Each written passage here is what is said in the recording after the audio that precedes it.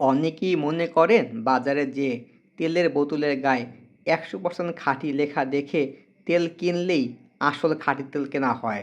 ভাই, বোতলে লেবেল লাগানো সহজ, কিন্তু তেলটা আসলে কিভাবে তৈরি হচ্ছে সেটা জানা তার চেয়েও বেশি জরুরি।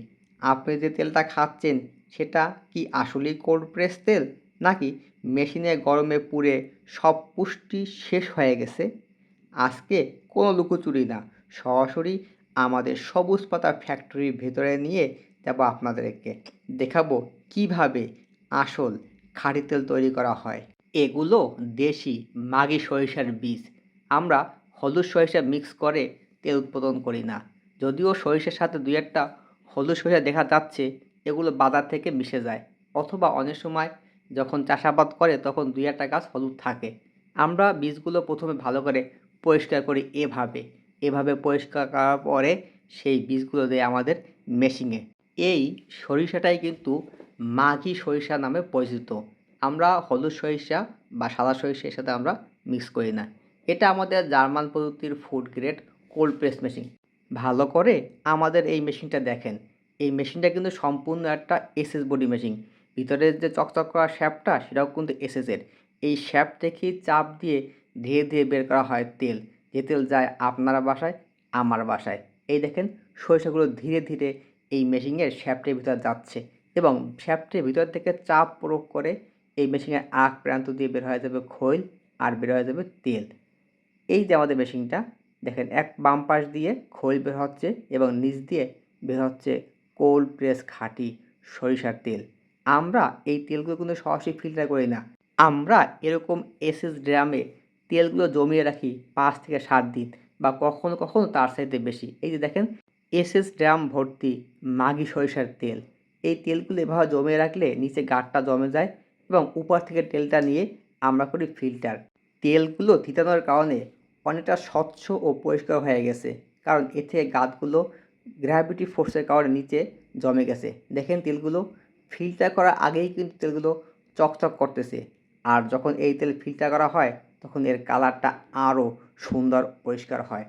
আর আমাদের এই তেলে আপনি আহামরি ঝাঁজ পাবেন না, কারণ আমাদের মেশিন এর তাপমাত্রা 50 ডিগ্রি সাধারণত পার হয় না, ফলে তেল পুড়ে না আর ঝাঁঝালো ঘ্রাণও বের হয় না। আমাদের ফ্যাক্টরি সবার জন্য উন্মুক্ত, যে যখন খুশি আসতে পারবেন। এই যে দেখেন, আমাদের ফিল্টার মেশিনে তেলগুলো এভাবে ধীরে ধীরে ঢালা হচ্ছে। আমরা অনলাইন অথবা অফলাইন দুইভাবেই আমরা তেল সরবরাহ করি, যার যেভাবে সহজ হয়। আমরা কখনো অগ্রিম পেমেন্ট নেই না, সব সময় চলে ক্যাশ অন ডেলিভারি। এখানে আমাদের ঠিকানা এবং ওয়েবসাইট দেওয়া আছে। এই ভদ্রলোক আমার বাবা, সবুজ পাতার স্বত্বাধিকারী। আবারও দেখেন কিভাবে আমরা সরিষার তেল ফিল্টার করি একটা ভ্যাকুয়াম ফিল্টার ব্যবহার করে। যে তেলগুলো থিতিয়ে অলরেডি ফিল্টার করে ফেলেছি, এটা উপরে একটা আলগা কাপড় দেওয়া, নিচে রয়েছে আসল ফিল্টারের কাপড়টা। উপরে আলগা কাপড় দেওয়া হয়েছে এ কারণে যাতে ফিল্টারের মানটা আর একটু ভালো করা যায়। এই যে আমাদের ওয়েবসাইট, আপনারা আমাদের ওয়েবসাইট ভিজিট করলে আরও বিস্তারিত জানতে পারবেন। আমাদের এই তেলগুলো আপনি রান্না করার পাশাপাশি ব্যবহার করতে পারবেন আপনার সন্তানের ত্বকের যত্নে। এছাড়াও আপনারা আমাদের কাছে পাবেন সূর্যমুখীর তেল এবং তিলের তেল। এই যে দেখেন, নিচের যে কাপড়টা ওইটাই হচ্ছে মূল ফিল্টার কাপড়। উপরে আমরা একটা আলগা কাপড় ব্যবহার করেছি যাতে আলগা ময়লাটা সেপারেট করা যায়।